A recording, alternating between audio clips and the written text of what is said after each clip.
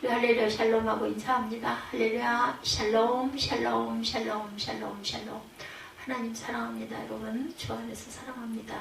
오늘 누가복음 21장 말씀이죠. 예, 환란과 징조 하늘로부터 큰 징조들이 있으리라. 11절에 보면 예, 곳곳에 극지진과 예, 기근과 전염병이 있겠고 무서운 일과 하늘로부터 큰 징조들이 있으리라. 오늘날이 시작된 지점이라고 저는 늘 생각을 합니다. 예. 구약 성경에 대재난이 관한 이야기가 종종 나오죠. 아담과 이브가 에덴 동산에서 추방당한 이야기로 출발을 합니다. 성경에 보면 가인의 동생 아벨을 돌로 쳐 죽이는 이야기도 끔찍한 재난이죠. 노아 홍수는 전 인류에 미치는 대재난이기도 했습니다. 소돔성은 유황불에 의해서 초토화가 됩니다. 예. 욥 이야기는 개인에 당한 그 재난의 극치이기도 하죠. 이런 재난들이 여러 건이 구약성경에 보면 나옵니다. 구약성경에 나오는 모든 대재난의 역사적 기원은 기원전 587년에 일어난 바벨론 포로로 잡혀간 사건이죠. 예, 모든 재난의 역사적 기원. 예루살렘이 완전히 무너지죠. 이스라엘 백성이 하나님의 집으로 여겼던 성전이 무너지고 가옥은 불에 타고 많은 사람들이 종으로 잡혀가거나 먼 나라 바벨론에 예, 포로로 잡혀갑니다. 이스라엘 민족의 운명이 끝장이 났다라고 여겨질 정도였었죠. 악한 세력에 속절없이 무너진 자신들의 운명 앞에서 더는 하나님을 믿을 수도 없었어요. 믿을 힘이나 있었겠어요? 믿을 환경이나 됐겠어요? 당장 굶어 죽게 생겼는데, 노역에 시달려서 죽게 생겼는데, 자신들이 하나님의 백성이 아니든지 아니면 하나님이 무능한 존재이든지 둘 중에 하나다 이렇게 생각을 합니다. 고대 이스라엘 백성들은 다행스럽게 하나님 신앙을 포기하지는 않았어요. 예, 근데 뭐 했어요? 겸해서 숭배를 한 게 문제였죠. 그게 하나님 보시기는 우상 숭배입니다. 새로운 관점으로 하나님 살아계심과 정의로우심을 받아들여요. 네, 다음과 같이 세상은 악한 세력이 지배하기에 선한 이들은 고통을 피할 수가 없다. 악한 세상은 스스로 깨끗해질 수가 없어요. 그런 세상을 하나님은 그대로 두지 않으시죠. 결정적인 순간이 오면 하나님께서 세상을 직접 심판하시죠. 세상이 파멸될 것입니다. 모든 것이 무너지고 완전히 새로운 세상이 시작이 될 것이다. 사람들에게는 그런 능력이 없죠. 하나님만이 권능으로 그런 일을 행하실 수가 있습니다. 고대 이스라엘이 이런 생각을 가르쳐서 묵시사상이다 이렇게 말합니다. 그들 묵시사상가들은 자신들의 그런 생각을 드러나게 말할 수 없어서 상징 언어를 주로 사용하죠. 일종의 암호 같은 언어죠. 구약 다니엘서나 에스겔서에 이런 표현이 종종 나옵니다.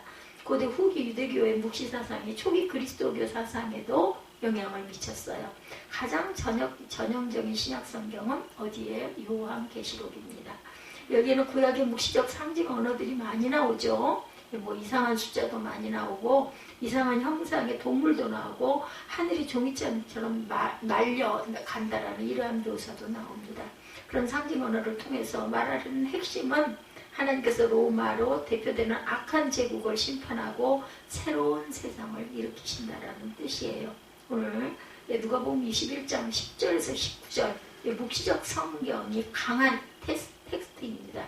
10절에서 19절 잠깐 또 다시 봅니다.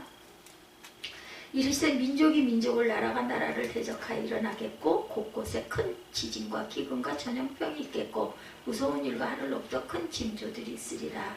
이 모든 일 전에 내 이름으로 말미암아 너희에게 손을 대어 박해하며 회당과 옥에 넘겨주며 임금들과 집권자들 앞에 끌어가려니와 이 일이 도리어 너에게 증거가 되리라. 그러므로 너희는 변명할 것을 미리 궁리하지 않도록 명심하라. 내가 너희의 모든 대적이 능히 대항하거나 변박할 수 없는 구변과 지혜를 너희에게 주리라. 심지어 부모와 형제와 친척과 벗이 너희를 넘겨주어 너희 중에 며칠 죽이게 하겠고 또 너희가 내 이름으로 말미암아 모든 사람에게 미움을 받을 것이나 너희 머리털 하나도 상하지 아니하리라. 너희의 인내로 너희 영혼을 얻으리라. 이렇게 증거하고 있어요. 이런 많은 일들이 일어날 것이다. 이 내용이죠.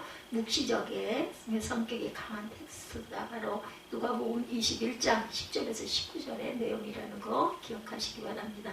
기존의 모든 체제가 무너져요. 오늘 본문에 앞서서 누가복음 21장 5절 이하에는 예루살렘 성전이 무너진다 이런 말씀이 나오죠. 예. 21장 5, 6절 봅니다. 어떤 사람들이 성전을 가리켜 그 아름다운 돌과 헌물로 꾸민 것을 말하며 예수께서 이르시되 너희 보는 이것들이 날이 이르면 돌 하나도 돌이 남지 않고 다 무너뜨려지리라 이렇게 말씀하고 있죠. 당시 사람들에게 예루살렘 성전은 아주 절대적이었어요. 그 서울의 롯데월드 같은 건물이 무너지리라고 말하면 사람들이 뭐라고 말하겠어요, 그죠?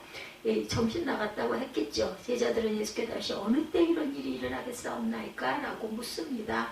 예, 21장 7절에 보면 그들이 물어 이르되 선생님이여 그럼 어느 때 이런 일이 있겠사오며 그런 일이 일어나려 할 때 무슨 징조가 있사오리까? 이르시되 미혹을 받지 않도록 주의하라. 많은 사람 내 이름으로 와서 이르되 내가 그라하면 때가 가까이 왔다 하겠으나 그들을 따르지 말라.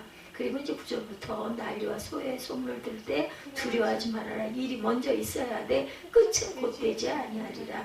민족이 민족을 나라가 나라를 대적하게 일어나겠고 이렇게 시작이 되죠. 예, 난리 소문이 들려도 그것이 마지막은 아니라고 말씀합니다.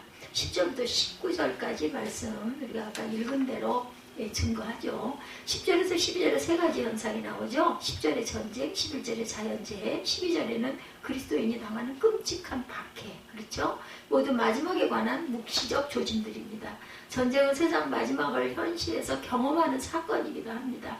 초기 그리스도교는 고대 이스라엘이 기원전 587년에 바벨론 포로로 경험했듯이 기원 후 70년의 로마 제국에 의한 예루살렘 패망을 경험합니다. 지금도 그런 전쟁은 인류 역사에 자주 일어나죠. 실제로 무기를 사용하는 전쟁이 아니라 하더라도 세속의 삶 자체가 어쩌면 전쟁일 수도 있겠죠. 우리나라 정치권은 그야말로 전쟁판이나 마찬가지입니다. 자연재해를 통한 대재난도 역시 고대인들만이 아니라 오늘 우리에게도 마지막을 경험하게 하는 현상들이죠. 뭐 순간 지진이 나고 순간 쓰나미가 일어나고 그죠? 그렇게 해서 그냥 뭐 도시 하나가 다 묻혀버리고 이렇게 되면 거기 살아있던 모든 사람들은 순식간에 재해를 당하고 재난을 당하고 생명을 잃어버려 준비할 틈이 없어요. 그래서 유언도 많이 유언을 할 수가 없기 때문에 먼저 해놔야 된다 이런 얘기들도 많이 하죠. 무감각한 사람도 있습니다. 네, 또한 11절에 곳곳에 지진과 기근과 전염병이 있겠고 무서운 일과 하늘로부터 큰 징조들이 있으리라. 고대인들에게 자연재해는 생존을 위협하는 아주 두려운 현상, 언제 무슨 일이 어떻게 일어날지 내가 살아있는 목숨인지 아닌지도 알 수가 없어요.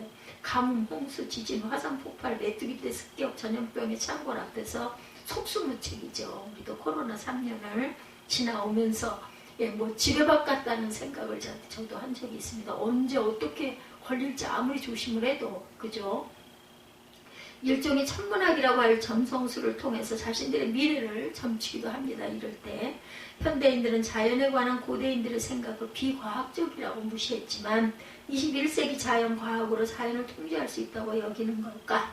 2000년 전보다 오늘 우리가 자연에 대해서 아는 게 많다고 해서 자연을 실제로 많이 아는 것도 아니죠.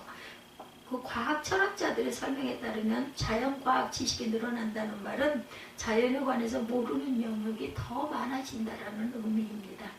예, 21년 밤에 11월 8일 밤에 몇 시간에 걸친 월식 현상이 벌어진 일이 있어요. 예, 저도 처음 시작하던 저녁 6시 직후부터 끝나가도 밤 9시까지 놀라운 광경을 지켜보기도 했습니다. 월식 현상은 태양과 지구와 달이 일직선으로 놓일 때 일어나죠. 그래서 상당히 떠들썩했던 기억이 납니다. 달이 중간에 있으면 일식 현상이 일어난다고 그러죠. 지구에서 태양까지 거리는 1억 5천만 킬로미터입니다. 초속 30만 킬로미터는 빛의 속도로 8분 20초 걸린다고 그러네요. 지구에서 달까지는 대략 38만 킬로미터인데 빛의 속도로 대략 1.3초 걸린다고 그러죠. 지구에서 태양까지의 거리는 지구에서 달까지의 거리보다 400배가 멉니다. 태양의 지름은 지구의 109배이고 표면적은 11,900배이고 크기는 단시 100천, 난신반 100만, 130만 배라고 합니다. 상상이 아주 어려운 크기죠. 그래서 오는 빛으로 지구에는 생명현상이 가능해집니다. 다른 행성에도 태양빛이 오지만 너무 가깝거나 너무 멀어서 생명 출현이 어렵다고 합니다. 지구가 최적의 거리에 놓여 있고 그 안에 우리가 살고 있는 거죠. 태양빛을 조금 더 많이 받거나 조금 덜 받으면 지구의 생명은 사라진다는 것. 정말 기가 막힌 일이죠. 태양은 우주의 여러 별과 똑같은 별이에요. 별은 생겼다가 일정한 기간이 지나면 사라집니다. 태양은 45억 살 정도 되었고 앞으로 그런 정도의 시간이 지나면 붉은 거성으로 변했다가 불꽃놀이에서 보듯이 조금 후에 사라진다고 하네요. 그 사이 시간 동안 우리 인간은 지구에서 아슬아슬하게 살고 있는 거예요. 45억 살 정도가 된다고 하죠. 태양의 나이. 그러니 기가 막히긴 하지만 어쨌든 그때가 되면 모두 다 사라진다는 것. 이런 우리의 실존을 생각하면 두려워해야 마땅한데 현대인들은 그런 것에 대해서 별로 생각하지 않습니다. 생각 자체를 하려고 하지 않죠. 내 때는 잘 살아가겠지 이렇게 생각하는 것 같아요. 태양이 끝나기까지는 45억 년이라는 시간이 남았고 걱정해봐야 아무 소용이 없기 때문에 어떤 이들은 현대과학이 인류가 살아갈 수 있는 지구 외의 장소를 마련할 수 있을 것으로 기대하죠. 우주과학 영화에 종종 등장하는 달로 가는 일들, 달을 이렇게 해서 개척하는 얘기들 많죠.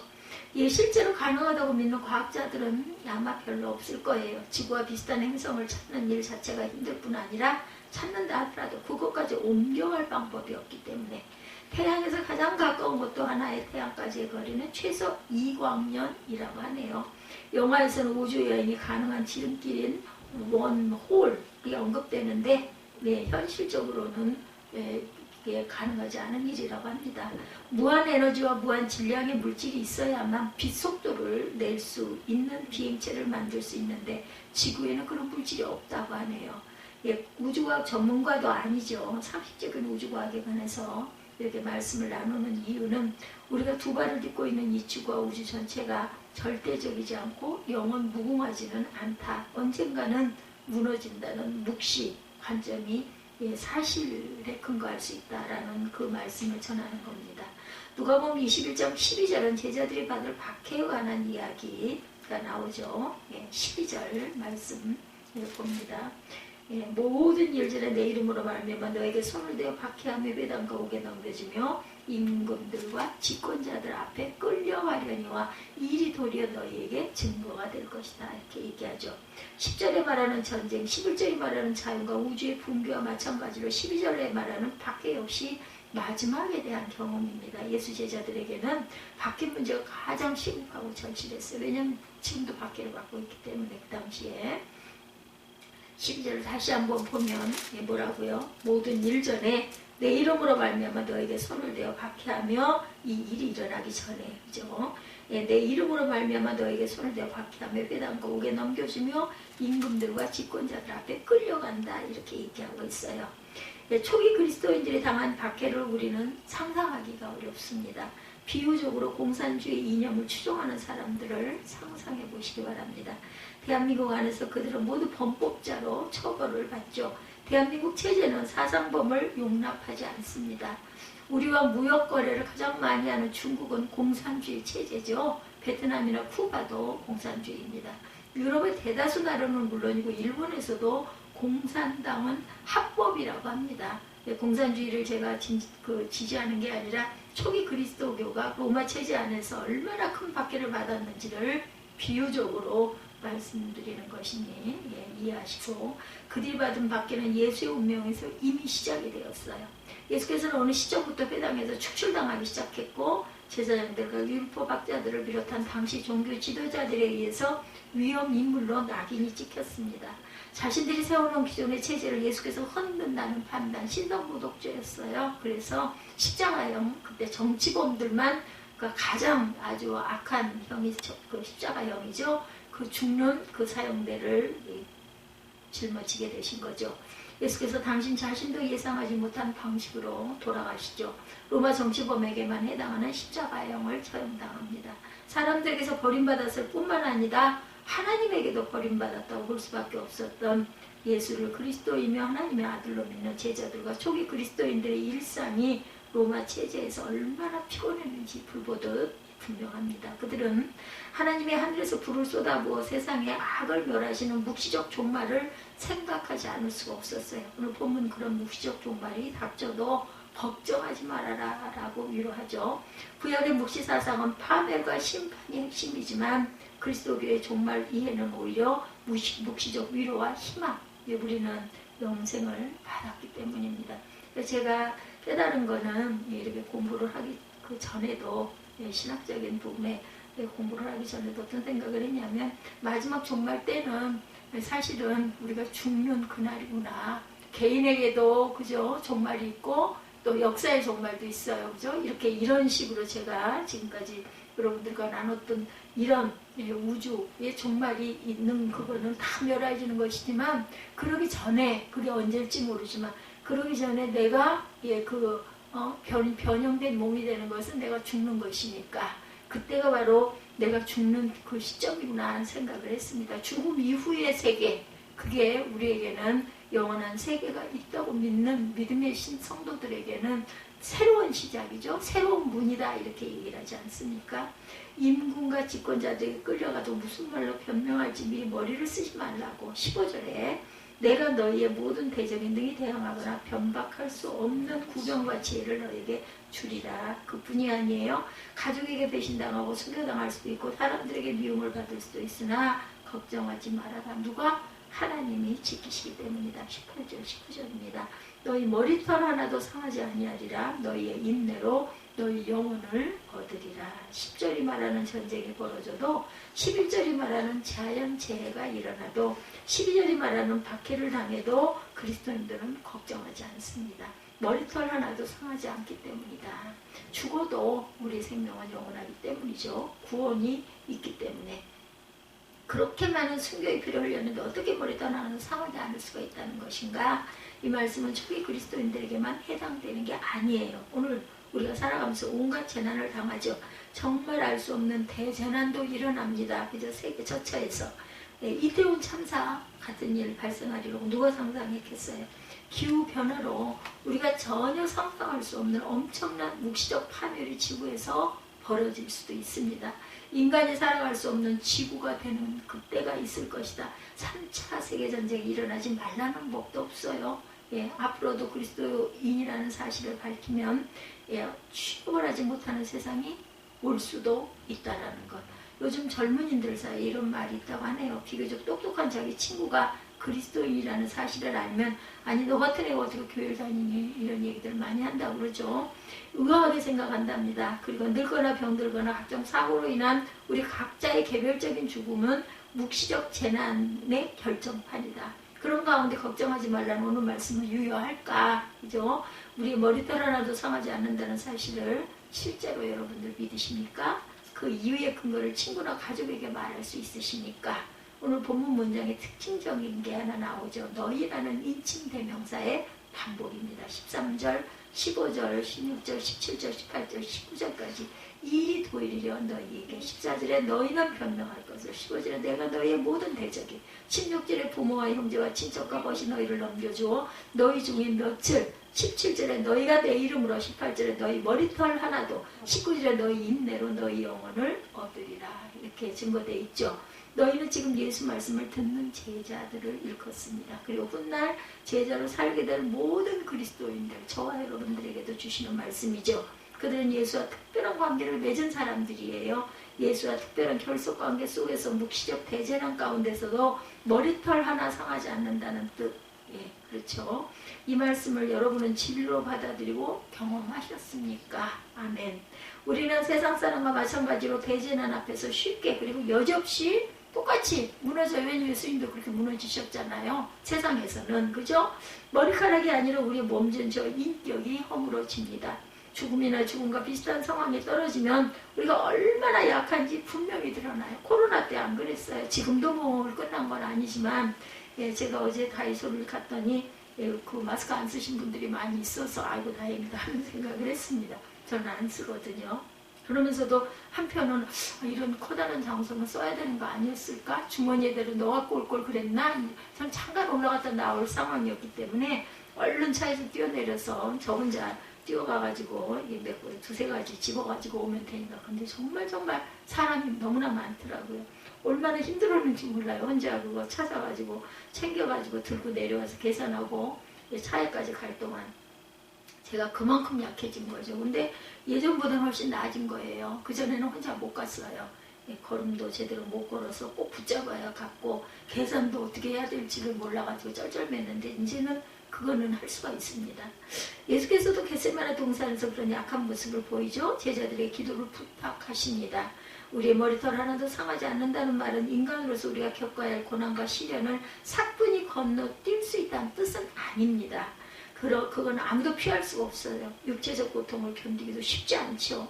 외로움도 아주 힘든 문제입니다. 요즘에 그 교회 운동이 조금 달라졌더라고요. 그 희망적이기도 하는데 코로나19 이후에 독거노인들 언제 돌아간지도 모르게 돌아가신 분들 그런 분들 때문에 뭐 이제는 그 야쿠르트 우유 이 배달을 좀 그 중대형 조금 여유 있는 교회들이 사람을 써가지고 무료로 갖다 드리면서 잘 살아 계시나 안 계시나 이걸 살피는 그런 역할들을 많이 하시고 조그만한 그렇게 그 가정들 이런 분들을 이제 찾아서 일일이 이제 체크하는 그런 일들을 하시고 작은 교회들을 또 돕는 작다라는 규모가요 100명 이상이더라고요. 제가 마음속으로 웃었어요. 100명 정도면은 어느 정도 규모가 되죠. 50명 정도만 돼도 어느 정도 규모죠. 한 20명만 튼튼하게 버티고 있어도 잘 가죠. 그러니까 제 마음속으로 정말 작은 교회가 얼마나 많은지를 모르는구나.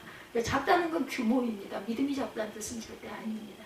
오늘 누가복음 21장 19절이 말하듯이 너희의 인내로 우리는 견디고 가야 될 것이다. 다만 그런 재난 앞에 무너지지 말아야 된다. 인내하면 영혼을 각 주에 나오는 데 보면 목숨을 얻었다. 생명을 얻는다는 뜻이에요.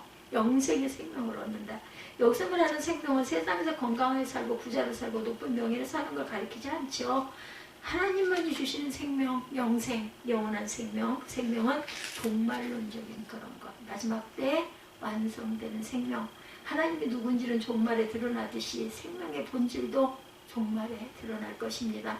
남의 눈에 아무리 멋지게 산 사람들의 생명도 완전한 게 아니죠. 우리는 모두 무상하게 삽니다. 그럴듯해 보여도 잠정적이죠. 생명이 종말에 완성되기 우리 그리스도인들은 예수의 재림을 기다립니다. 우리 때 뵙게 될지 못 뵙게 될지 그건 알 수 없지만 다시 오셔서 생명을 완성하신다고 믿죠. 예수를 재림할 주님으로 믿는 이유는 하나님께서 예수라는 특정한 인물을 통해 우리에게 생명을 주시기 때문이죠. 믿어지십니까?